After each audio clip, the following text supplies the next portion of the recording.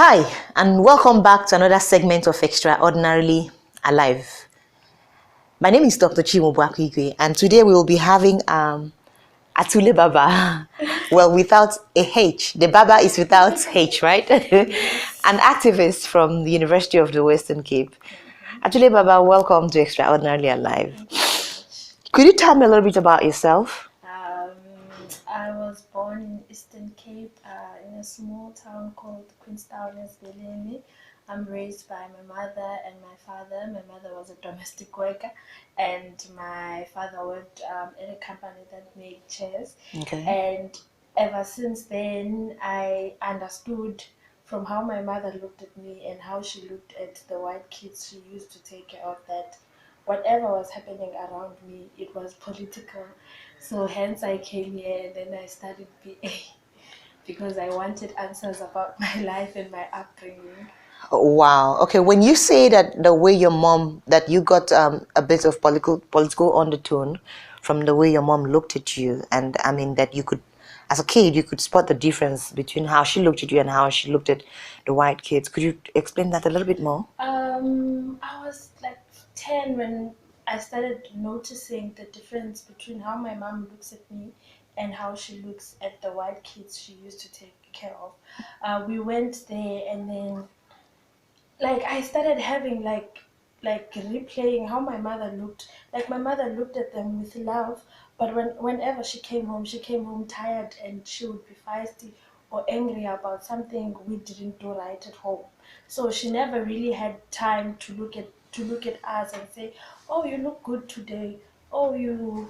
So I started understanding right there and then, and I started yearning for my mother to look at me the same way she looks at the white kids. But I've come to understand that I was never going to get that from my mother because of the political dynamics and that she had to go there and work.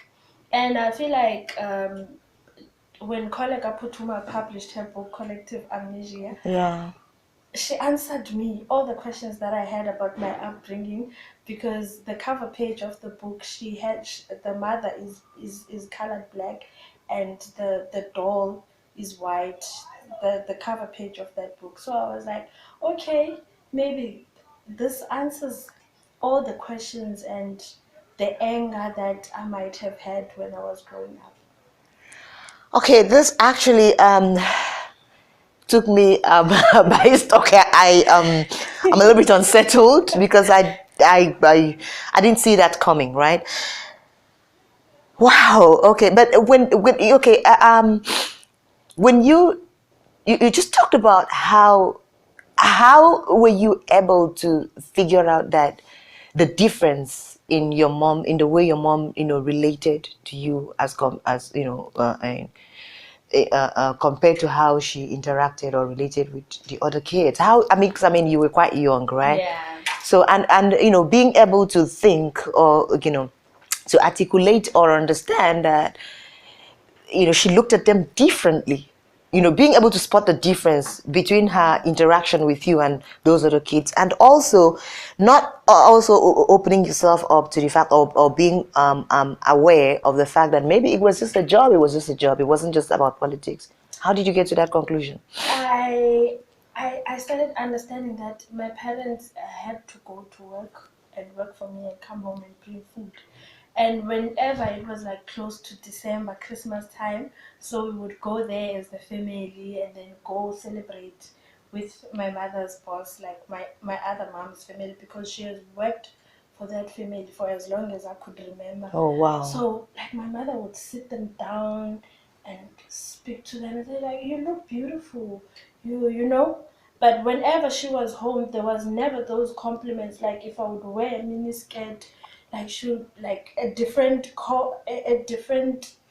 um something, like she would say a total opposite of what she used to say in the white Do kids. you think she was acting it, or she just had to do it because it was a job, or you think the environment brought out that part of her?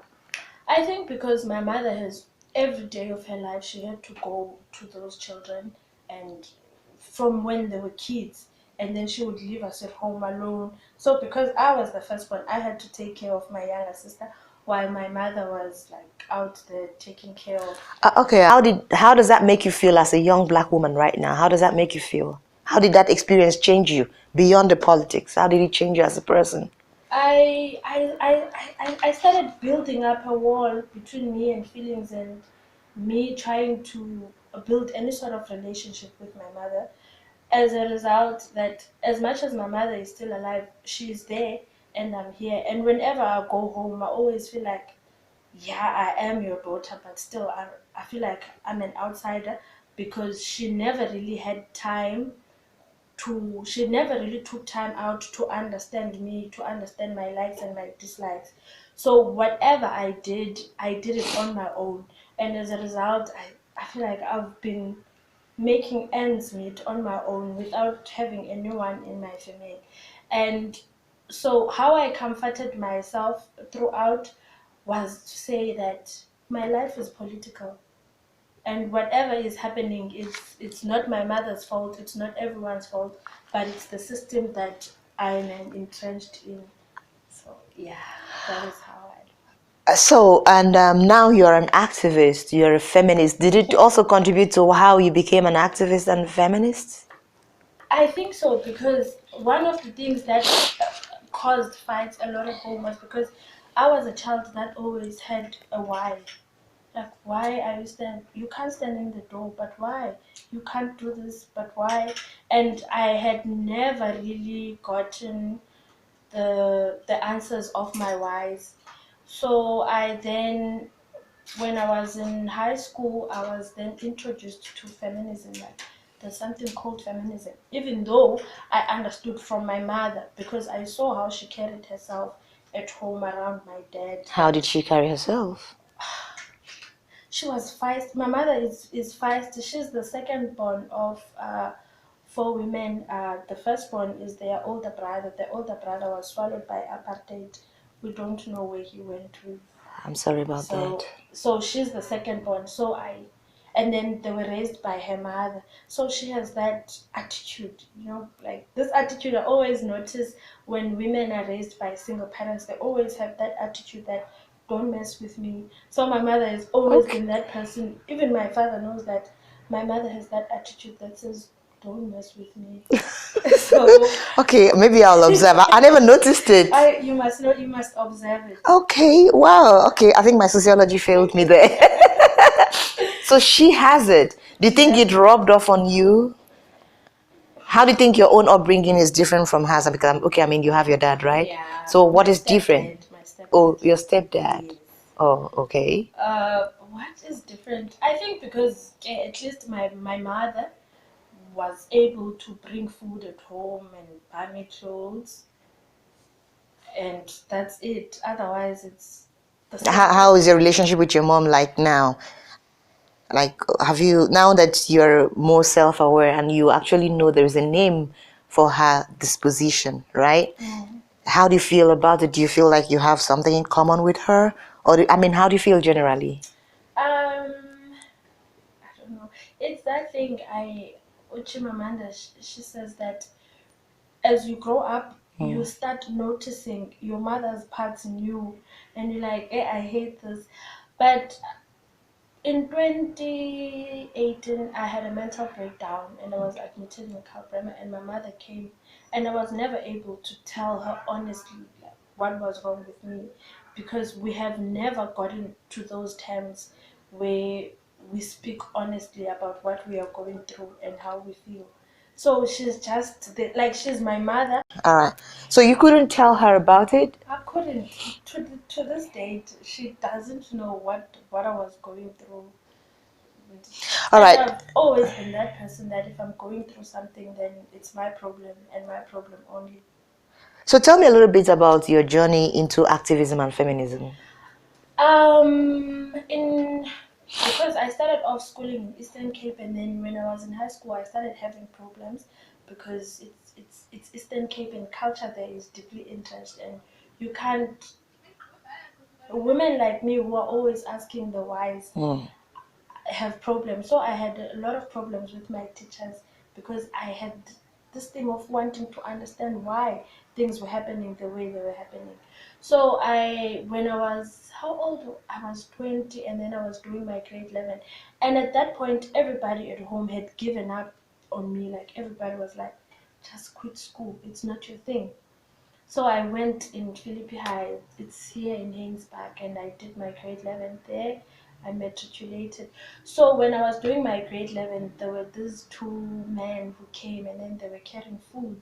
And I mean, it's a working class community. So the only thing that attracted me to go to those classes was the food. Wow. But then I got something deeper, because that's where I started reading, and yeah, and then I was introduced, to activism. I was introduced to legal.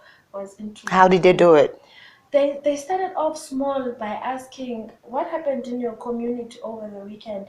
And where we're coming from, like in Cape Town townships, we have this mentality of normalizing abnormal things. We'd say, so and so was raped, so and so was killed, so and so was, and like it's a continuation. Nobody really sits down to say that she was raped. And where we come from, it's a matter of, what was she doing at 3 o'clock outside in the morning? She's a woman. What did she think was going to happen? So those classes became an answer to what I've been going through all my life, like just trying to understand myself and finding myself as a Black woman in the society. So by the time 2015 came, I was already, doing it and speaking now. Wow. So we then did a rock up with the condition of our school, because we've been writing letters to the department. Oh, the school will be opened right after these holidays. Wow. So, That's excellent. yeah. Wow. So we then did a rock up, and then I got a platform to speak at Rhodes Must Fall, and I feel like that was like the biggest transition of my politics. Wow. And then the following year, I came to UWC, and Tell me a little bit about your feminism in this space, in this UWC space. I was challenged. I was very challenged here at UWC, because I came at the point where the whole country was on fees must fall. Yeah. And in each and every institution, fees must fall differed. And people spoke of decolonization, and for me it was a new language, because I mean, where I went, everything we were taught in Isixhosa, everything including English itself, Wow. was taught in Isixhosa. So me having to transition in terms of language, so I couldn't express myself, because I felt like everybody that existed in this space spoke a new language, like a new English that I did not understand. And but I stayed in Fisma's Fall space, and well, at the time people were always criticized that people who do not read, they cannot be taken serious. So I once posed a question. I was like, so are you trying to tell me that my mother, who works at Belleville and who sells fruit and feeds her whole family, and she's a man and she's a woman in her house, she doesn't know that she's oppressed? Is that what you are telling me? So she needs to read a certain scroll so that she is going to understand her position. So I couldn't really get answers. It's like one of the questions that I still struggle with when it comes to reading and then being able to articulate yourself. But then later that year in 2016, we then they just decided that fees must fall in fact belongs to us, and everyone who existed in the space as a non-partisan, there was no space for them. And then I was like, partisan politics are not my politics. Where I come from, that my school of thought just rejects that. I do not believe that the liberation of Black people and the liberation of Black women will come through partisanship. Wow. So hence I then just left the space. And I've come to understand that when you are a non-partisan at a university space, then there's just no space for you. You do not have a voice. Wow. Okay, so you said you've been facing a lot of backlash from the UWC community, right? Could you just throw a little more light on it? So later in 2016, there was a woman who was raped, and then like that divided the movement into two because The Fees Must Fall movement. Yes, the Fees Must Fall movement, because the other people were saying that because the boy was Basma, so the other people were saying that he's not capable of doing such. Wow.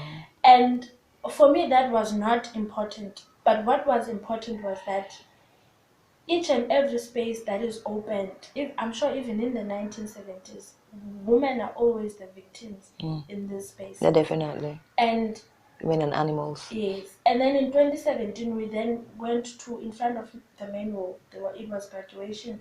And then protested UWC allows rapists to graduate.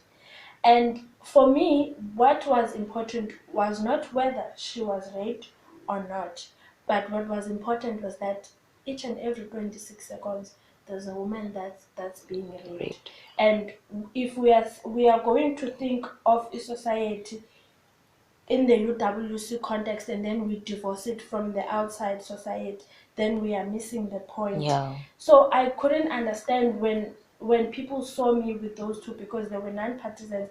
But the thing with them, they were vocal non-partisans, unlike me, because now I existed in the space throughout, but I never said a thing. But the two existed in the space and they were vocal about the violence that the space perpetuated to black women. Wow. So later that day, I was then called a feminist. You know, in a rhetoric way, when you say people in a mockery way that she's a feminist, then like, and after that, I then draw back like from everything. And on Tuesday this week, it was my very first time speaking about how I received UWC Fees Must Fall as a safe space, and how I receive UWC as a space as someone who stays outside campus. And I'm not going to sit here and lie, it was hard because Wow. I have never spoken to anyone about my experience. All right. So you said you attended this workshop on healing, and where I mean it was non-partisan, and you had to speak about your experience of Fees Must Fall, Fees Must Fall, and then you have also talked about rape and how it divided the movement. Could you tell me a little bit more about it, and how did you feel, being able to talk about the experience for the first time? And the other week, when everybody was like going in arms, like the whole country, I said in my friend's room, I was like, I don't want to go outside. I don't want to go outside. And that was my first time because I've always been in protest lines, whether they were violent towards me or not. I've dedicated my whole life to that. Wow. So I was like, I am going to protest here because of the treatment I have received. So I was very triggered because just in a few months we had a lot of 5 women were killed in Philippe, and I mean where we come from in the township, this thing is an ongoing thing, and the government just decided that to respond to what's going on in Philippe, in mining back in Kailicha, we are just going to deploy soldiers. And what are these soldiers doing to us? So when like that whole thing was happening, I felt like we can't speak about race and not speak about class, and not speak about, like, we can't speak about rape and not speak about class, because for me it was important. Yeah. Because I come from a working class background. Yeah. And I understood last week that as people who come from working class backgrounds, we have nobody to speak for us, nobody to defend us. So if we can't do it for ourselves, it then means that who else is going to do it? So when I spoke there, I was really triggered because I hadn't spoken about how I received Fees Must Fall as a space and how I have received UWC as a university. All right. So you mentioned that we need to rethink SRC when we're talking in my office. You talked about rethink. Why do we need to rethink SRC? The thing with this spaces that always emerge, and then you always hear people crowning themselves like, we are intellectuals, we are in an academia. And then I look at these people, but I'm like, but you are thinking within the box. Why are you thinking within the box? Because it might have made sense in 1976 and the 80s to have that voice. But then, a practical sense, like just the whole idea of power. Like, what is power?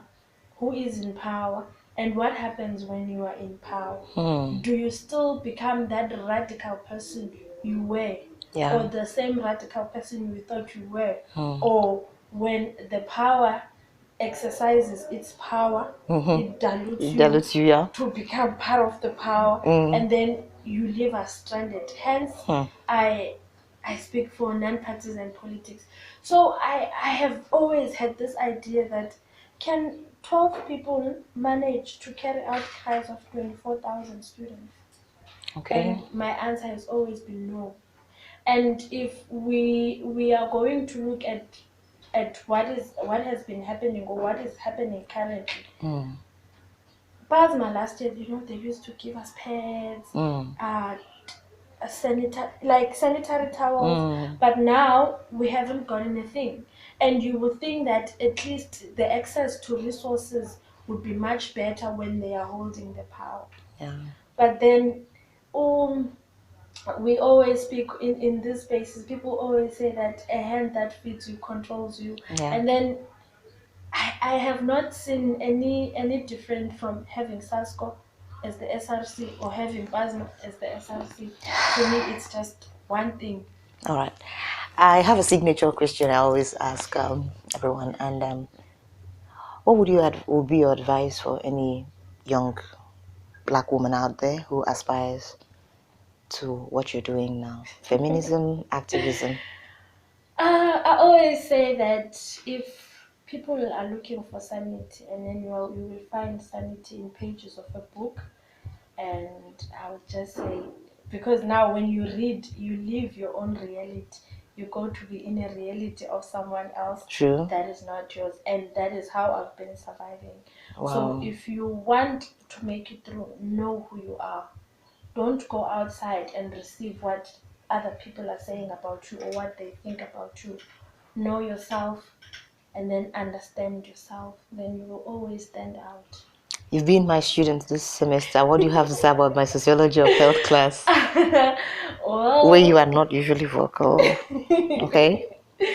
Well, the sociology class is very triggering and very challenging for me. And I feel like sometimes I just battle with what I'm studying here because it contradicts or it meets my reality a lot. So I always like, why are we being taught all this? Like, what are these lectures? I could be mad. Like, I mean, she's a doctor. What is she doing? Like, if the government does this, I read your paper actually. Okay. If the government does this, and we know about this, what are we doing? Like, I'm frustrated. I'm frustrated from reading your papers. I'm frustrated because it's my whole entire existence. Okay, I'm having a shame storm right now. So I'm always mad. I don't want to lie. I love what I'm doing. It makes me angry, and then it makes me go back and read. Yeah, and you think that we just outline your realities without doing something about it? Mostly, yeah. I feel like you are. Okay, I think we'll need to have a second appearance so we can talk about what I am doing about it, right? Okay. This has been a very emotional and triggering, in her words, episode for me. Atule Baba has given me a lot to think about, but I think as a society and then as the people, as a community, as Africans, she's given us, much more to chew, much more to ponder. And I think the key question we should ask is, what are we doing as individuals? How are we answering some of the questions, the deep-seated questions that our socializations have raised as a people? How are we as a community, as parents, as educators, as brothers and sisters, contributing to the problems?